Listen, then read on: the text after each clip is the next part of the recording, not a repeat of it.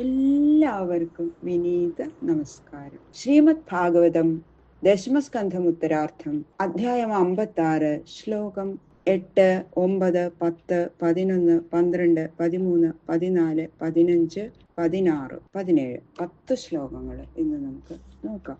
അങ്ങനെ ഭഗവാന്റെ ദ്വാരകയില് ഭഗവാനെ ഒന്ന് കാണിക്കണം. രത്നം ആ കേമത്തം കാണിക്കാൻ വേണ്ടിയിട്ട് സത്രാജിത്ത് രത്നം കഴുത്തിൽ ധരിച്ചുകൊണ്ട് ദ്വാരകയിലേക്ക് എത്തണം.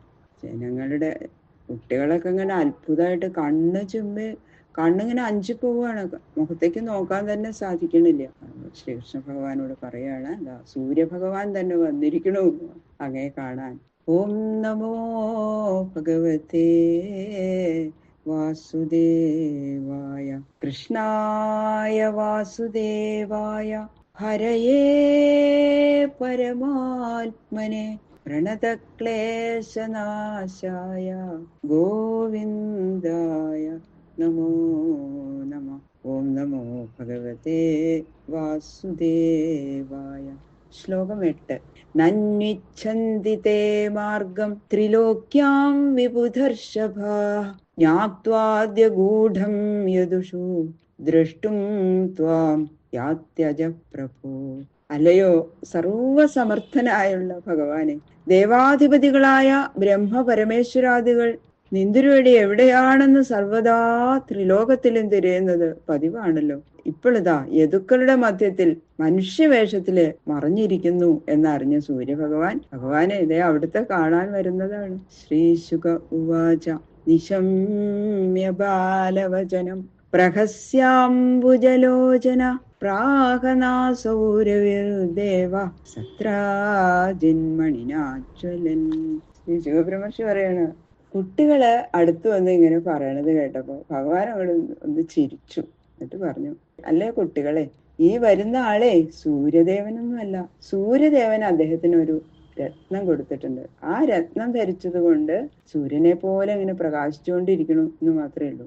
ആ സൂര്യദേവനെ പോലെ പ്രകാശിച്ചു കൊണ്ടിരിക്കുന്ന സത്രാജിത്താണ് ആ രത്നം ധരിച്ചതുകൊണ്ട്, സൂര്യദേവനല്ലാട്ടോ. സത്രാജിത് സ്വഗൃഹം ശ്രീമത് കൃത കൗതുകമംഗളം പ്രവിശ്യ ദേവസദനെ മണിം വിപ്രൈർനിവേശയത്. ആ സൂര്യനിൽ നിന്ന് സിദ്ധിച്ച മണി ധരിച്ചുകൊണ്ട് സത്രാജിത്ത് അദ്ദേഹത്തിന്റെ അങ്ങനെ ശ്രീമത്തായിട്ടുള്ള ഗൃഹമാണ്, വളരെ ശ്രീ ഉള്ളതായിട്ടുള്ള ദേവലോകം പോലെയുള്ള ആ ഗൃഹത്തിലേക്ക് അങ്ങോട്ട് പ്രവേശിച്ചു. സൂര്യദേവന് രത്നം കൊടുത്തപ്പോ എന്നിട്ട് ബ്രാഹ്മണരുടെ കയ്യില് ആ മണി കൊടുത്തു. ഇതൊന്ന് പൂജിക്കണം. ആ സത്രാജിത്തിന്റെ ഇഷ്ടദേവതയാകുന്ന സൂര്യനെ പ്രതിഷ്ഠിച്ച് പൂജിക്കുന്ന ആ ദേവ യജ്ഞശാലയില്, അതായത് ആ ക്ഷേത്രത്തിലെ ഒരു പീഠത്തിന്മേല് ആ മണി ബ്രാഹ്മണരെ കൊണ്ട് പ്രതിഷ്ഠിപ്പിച്ചു.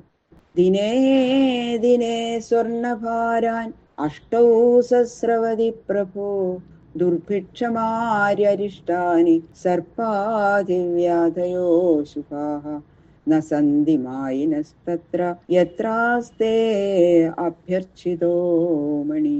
ശിശുബ്രഹ്മർഷി പറയാ, ഹേ രാജാവേ, ഈ സ്യമന്തകമണി വെച്ച് പൂജിക്കുന്ന രാജ്യത്തില് ദുർഭിക്ഷം, അകാലമരണം മുതലായിട്ടുള്ള അരിഷ്ടങ്ങളും സർപ്പഭയം, ആധി വ്യാധി മുതലായിട്ടുള്ള ദുഃഖകാരണങ്ങളും ഭൂതപ്രേത പിശാചാദി ബാധകളും ഒന്നും ഉണ്ടാവില്ല എന്ന് മാത്രല്ല, പൂജിക്കുന്ന ആ സ്ഥലത്തില് ദിവസേന 8 ഭാരം സ്വർണം താനെ ഉണ്ടാവുകയും ചെയ്യും. എല്ലാ ദിവസവും 8 ഭാരം സ്വർണം. സയാജിതോ മണിങ്ക്വാപി യദുരാജായ ശൗരിണ നൈവാർത്ഥ കാമുക പ്രാദാൽ യാജ്ഞാഭംഗമതർക്കയൻ.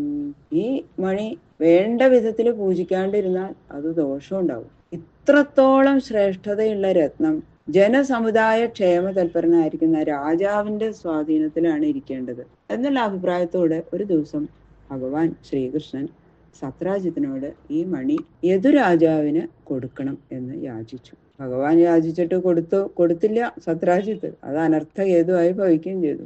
അർത്ഥാശയത്തില് അർത്ഥം ഇങ്ങനെ ധാരാളം ധനം കിട്ടണം. ഇത് കൊടുത്തു കഴിഞ്ഞാൽ തനിക്കിപ്പോ ധനം കിട്ടിക്കൊണ്ടിരിക്കല്ലേ, ഇത് കൊടുത്തു കഴിഞ്ഞാൽ പിന്നെ അത് കിട്ടില്ലല്ലോ.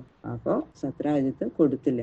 സ്വയമേവോത്തമം ദ്രവ്യം മഹതേർപ്യം പരാതരാൽ തത് യാചിതേപ്യ അദാനേതു പരോനർത്ഥോത്ര സൂചിതം. ഉത്തമ സാധനങ്ങൾ എന്തെങ്കിലും ലഭിച്ചാൽ അത്യാദരത്തോടെ മഹാന്മാർക്ക് സ്വയമേവ സമർപ്പിക്കണം. അതാണ് ചെയ്യേണ്ടത്. അത് ചെയ്തില്ല എന്ന് മാത്രമല്ല, അവർ ചോദിച്ചിട്ടും കൂടി കൊടുക്കാതിരുന്നാലോ അത് ദോഷകാരണമായിട്ട് വരും. അതാണ് ഈ കഥ വെളിപ്പെടുത്തുന്നത്. അതുകൊണ്ടാണ് ഭഗവാൻ ചോദിച്ചിട്ട് പോലും കൊടുത്തില്ല, അല്ലെ? അനർത്ഥ നിവർത്തക പദാർത്ഥമാണെങ്കിലും ഭഗവാന് സമർപ്പിക്കാതെ സ്വയം അനുഭവിക്കാൻ ആഗ്രഹിക്കുന്നവർക്ക് ആ പദാർത്ഥം തന്നെ അനർത്ഥ ഹേതുവായിട്ട് ഭവിക്കും. അതാണ് ഈ കഥയിൽ നിന്ന് നമ്മൾ പഠിക്കേണ്ട പാഠം. അതായത് പല പ്രാവശ്യം ചോദിച്ചു എന്നാ പറഞ്ഞത്, ഒരു തവണയല്ല, പല പ്രാവശ്യം ഭഗവാൻ ചോദിച്ചു. അപ്പോഴൊക്കെ ഇത് എൻ്റെ അടുത്തിരുന്നാലും അങ്ങയുടെ അടുത്തിരുന്നാലും എന്താപ്പോ അതുകൊണ്ട് ഭേദം, ഇപ്പൊ വേണ്ട, പിന്നെ കൊണ്ടുപോവാം, പിന്നെ തരാം എന്നൊക്കെ ഇങ്ങനെ പറഞ്ഞ് ഓരോന്ന് വഞ്ചനാ വാക്കുകൾ പറഞ്ഞതല്ലാതെ ഭഗവാന് കൊടുത്തില്ല. ഭഗവാൻ എന്തിനു വേണ്ടിയിട്ടാ ചോദിച്ചത്? അത് രാജ്യത്തിലിരിക്കുകയാണെ രാജ്യത്തില് അല്ലേ എല്ലാവർക്കും അതുകൊണ്ടുള്ള നന്മ ഉണ്ടാവും, രാജ്യം തന്നെ ഐശ്വര്യപൂർണമാവും. അതുകൊണ്ടാണ് ചോദിച്ചത്. തമേകദാ മണിം കണ്ഠേ പ്രതിമുച്ച മഹാപ്രഭം പ്രസേനോ ഹയമാരുഹ്യ മൃഗയാം വ്യജരത് വനേ. അനർത്ഥം ഉണ്ടായത് എങ്ങനെയാന്ന് വിവരിക്കുകയാണ്. സത്രാജ്യത്തിന്റെ അനുജനായിട്ടുള്ള പ്രസേനൻ ഒരു ദിവസം അതിപ്രകാശമുള്ള ആ രത്നം കഴുത്തിൽ ധരിച്ചിട്ട് കുതിരപ്പുറത്തിരുന്ന് കാട്ടിൽ ചെന്ന് നായാട്ടിനായിട്ട് പോയി. പ്രസേനം സഹയം ഹത്വാ മണിമാച്ഛിദ്യ കേസരി ഗിരിം വിശൻ ജാംബവദാ നിഹതോ മണിമിച്ഛത. കുതിരയും പ്രസന്നയും കാട്ടിൽ വെച്ച് ഒരു സിംഹം കൊന്നു. മണിയോടുകൂടി പർവ്വതത്തിലേക്ക് വരുന്ന ആ സിംഹത്തെ വൃക്ഷരാജാവായ ജാംബവാൻ കണ്ടു. ആ മണി സ്വാധീനമാക്കണം എന്നുള്ള ആഗ്രഹം ഉണ്ടായി ജാംബവാന്. അതുകൊണ്ട് സിംഹത്തെ ജാംബവാൻ വധിച്ച് രത്നം എടുത്തുകൊണ്ടുപോയി. സോപി ചക്രേ കുമാരസ്യ മണിം ക്രീഡനകംബിലേ അപശ്യൻ ഭ്രാതരം ഭ്രാതാ സത്രാജിൽ പര്യതപ്യത.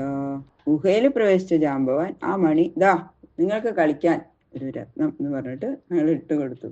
അങ്ങനെ മണിയും ധരിച്ചിട്ട് കാട്ടിലേക്ക് പോയ പ്രസേനനെ കാണാതെ സത്രാജിത്ത് വളരെ വിഷമിച്ചു. പ്രായകൃഷ്ണേന നിഹതോ മണിഗ്രീവോ വനംഗത ഭ്രാതാമേതി തശ്രുത്വാ കർണേ കർണേ ജവഞ്ജനാഹ. അതേ, എന്റെ രത്നം കാണാനില്ല. ആ ശ്രീകൃഷ്ണൻ ഈ രത്നം ആവശ്യപ്പെട്ടിട്ടുണ്ടായിരുന്നു, എന്നോട് പല പ്രാവശ്യം ചോദിച്ചു, ഞാൻ കൊടുത്തില്ല. മണിയും ധരിച്ചുകൊണ്ട് കാട്ടിലേക്ക് പോയ എന്റെ ഭ്രാതാവിനെ ശ്രീകൃഷ്ണൻ ആ രത്നം കൈക്കലാക്കാൻ വേണ്ടി കൊന്നതായിരിക്കും, എനിക്കങ്ങനെ തോന്നണത് എന്ന് പറഞ്ഞ് എല്ലാവരോടും പറഞ്ഞ് അങ്ങോട്ട് വരുത്തി. ശ്രീകൃഷ്ണൻ തന്നെ ആയിരിക്കും കൊന്നത്. എന്നോട് പല പ്രാവശ്യം ചോദിച്ചതാ, ഞാൻ കൊടുത്തില്ല. അതായത് ദ്വാരകാവാസികൾ ഇത് ശരിയായിരിക്കോ? അങ്ങോട്ടും ഇങ്ങോട്ടും തമ്മിൽ രഹസ്യമായിട്ട് ഉറക്ക പറയാൻ പേടിയുണ്ട്, ഭഗവാനെ പേടിച്ചിട്ട് എല്ലാവരും. അങ്ങനെ അതിൽ സത്യമുണ്ടോ എന്ന് എല്ലാവർക്കും ഒരു സംശയം തോന്നാൻ തുടങ്ങി. താങ്കളിട്ട് കേട്ടോ ശ്രീകൃഷ്ണ ഭഗവാനും വല്ലാത്ത വിഷമായി. അത് അതിന്റെ സത്യം തെളിയിക്കണല്ലോ. ഭഗവാൻ തദുപശ്രുത്യ ദുർയശോ ലിപ്തമാത്മനി മാഷ്ടും പ്രസേന പദവി അന്നപത്യത നാഗരേഹി. കർണാകർണികയാ ഈ വിവരം ശ്രീകൃഷ്ണ ഭഗവാൻ അറിഞ്ഞു. തന്നിൽ ആരോപിച്ച ദുഷ്പേര് ഇല്ലാതാക്കണം എന്നുള്ള വിചാരത്തോടെ ഒരു ദിവസം ഭഗവാൻ ആ നഗരവാസികളായ ചില ജനങ്ങളെ ഒരുമിച്ച് ചേർത്ത് പ്രസേനൻ പോയ വഴി കണ്ടുപിടിക്കാനായിട്ട് തിരഞ്ഞു പോയി പുറപ്പെട്ടു. ശരിക്കും ഭഗവാൻ ഇതിന്റെ ഈ ലോക അപവാദത്തെയൊക്കെ ഭയപ്പെടേണ്ട കാര്യമുണ്ടോ? പക്ഷേ എല്ലാം അറിഞ്ഞിരിക്കുന്ന ഭഗവാനും അത് ആദരിച്ചിരിക്കണം. എന്തുകൊണ്ടാ? ലോകം പരമാർത്ഥം അറിയില്ല. ചിലര് പറയുന്നത് വിശ്വസിച്ചുകൊണ്ട് മറ്റുള്ളവരും പറയണത് ലോക സ്വഭാവമാണ്. അങ്ങനെ പറയുന്നത് സത്യമില്ല എങ്കിലും അത് തെളിയിക്കേണ്ടത് ഉത്തമനായ ഒരു പുരുഷന്റെ ഭാരമാണ് എന്ന് തന്റെ പ്രവൃത്തി കൊണ്ട് സ്ഥാപിച്ചിരിക്കുകയാണ്. അത് തെളിയിക്കേണ്ടത് ആവശ്യമാണ് ലോകരുടെ മുമ്പിൽ. അതുകൊണ്ട് ഭഗവാൻ അതിനു വേണ്ടിയിട്ട് ഭഗവാൻ അതിനുവേണ്ടി പുറപ്പെട്ടു. അപവാദത്തിൽ നിന്നും രക്ഷപ്പെടാൻ വേണ്ടിയിട്ടല്ല, ഇങ്ങനെയാണ് വേണ്ടത്. അത് ലോകരുടെ മുമ്പിൽ തെളിയിക്കണം താൻ തെറ്റുകാരനല്ല എന്ന്, മറ്റുള്ള നമ്മളെപ്പോലുള്ളവർക്ക് അത് അറിയാൻ വേണ്ടിയിട്ട്. ബാക്കിയുള്ള ശ്ലോകങ്ങള് നാളെ നോക്കാം. സർവത്ര ഗോവിന്ദ നാമ സങ്കീർത്തനം ഗോവിന്ദ ഗോവിന്ദ ഗോവിന്ദ.